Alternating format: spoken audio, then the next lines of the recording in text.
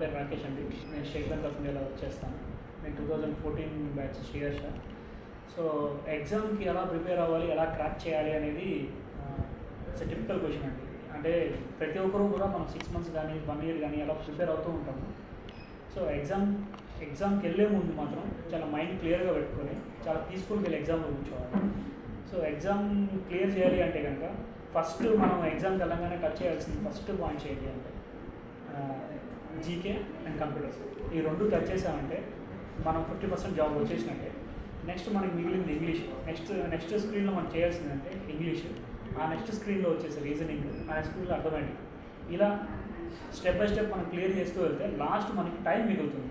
ఎంత దీనికి time spend చేసుకోవచ్చు అంటే ఫస్ట్ 10 మినిట్స్లో మ్యాక్సిమం మనం కవర్ చేయగలిగితే కంప్యూటర్స్ అండ్ జీకే క్లియర్ చేయొచ్చు అండి. ఫస్ట్ 10-15 మినిట్స్లో మనకున్న 120 మినిట్స్ ఫుల్ ఫ్లెడ్జ్ యూటిలైజ్ చేయాలి అంటే ఫస్ట్ 15-10 మినిట్స్లో మనకి క్లియర్ అవుతుంది. నెక్స్ట్ 20 మినిట్స్ కానీ ఇంగ్లీష్ మీద పెట్టచ్చు. నెక్స్ట్ 20 మినిట్స్ రీజనింగ్ మీద పెట్టచ్చు.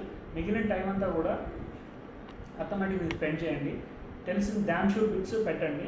మిగతాన్ని తెలిస్తే పెడదాం, తెలియకపోతే వదిలేద్దాం. బట్ టైం అయితే ఉంటుంది. రిలాక్స్గా ఒక్కొక్క బిట్ పెట్టేటప్పుడు క్లియర్గా మనకి చాలా టైం ఉంటుంది కాబట్టి లాస్ట్లో మిగిలిన అర్థమెటిక్ టైంకి.